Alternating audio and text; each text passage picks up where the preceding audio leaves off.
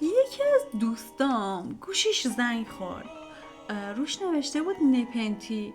گفتم نپنتی چیه؟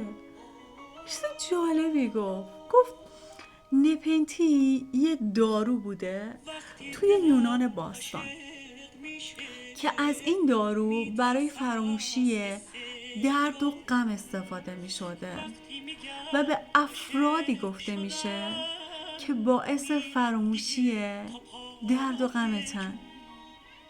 یعنی باشون که حرف میزنی همه غماتو فراموش میکنی. گفتم اینو بهت بگم که اگر از این آدما تو زندگیت داری اینو براش بفرست که بدونه چقدر حضورش توی زندگی تو مهمه.